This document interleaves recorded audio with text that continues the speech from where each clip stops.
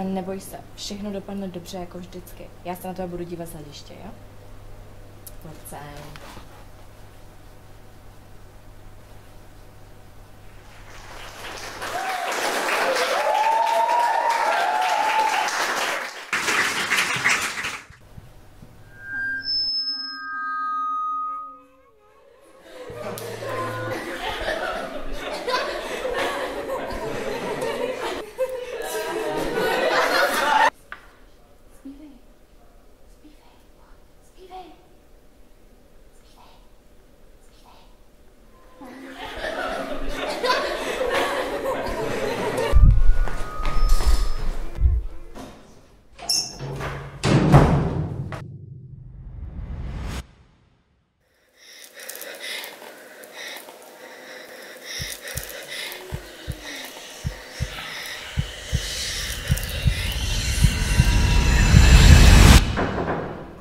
Co se stalo?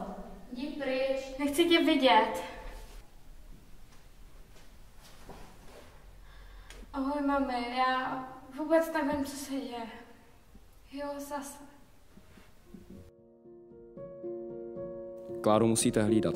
Nálady a fantazie se u této diagnózy mění z minuty na minutu. Prášky to sice dokážou smírnit, ale vy jí musíte připomenout, co je realita. Nemusí to být jednoduché, ale šance na vyléčení existuje. Klárko, jdeš do školy? Nechci.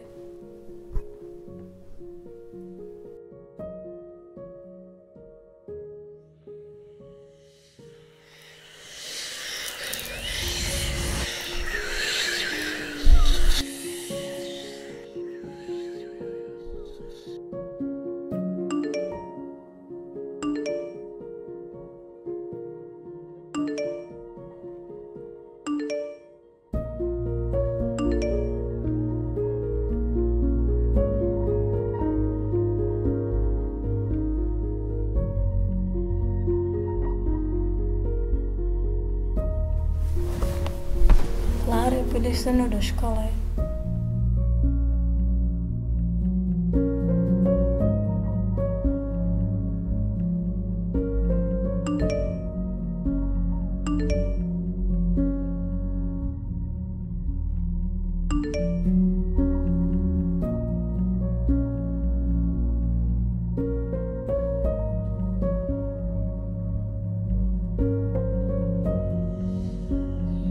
Navždycky budeš sen a tvoji kamarádi tě už nebudou mít rádi.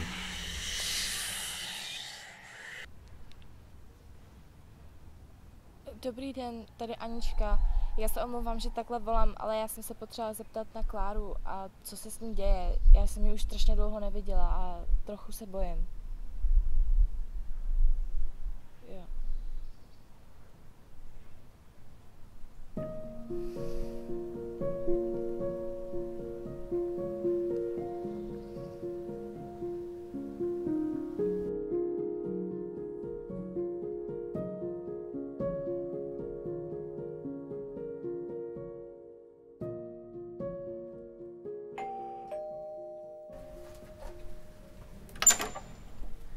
Ahoj. Je tady Klára.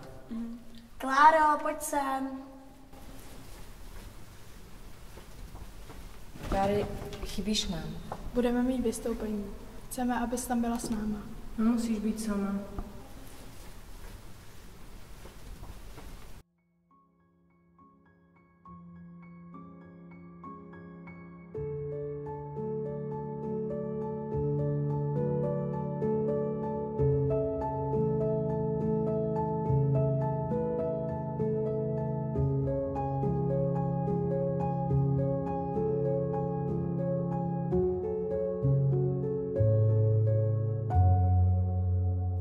Schizofrenie je duševní choroba, která vážně narušuje schopnost vnímání, myšlení a vyjadřování emocí.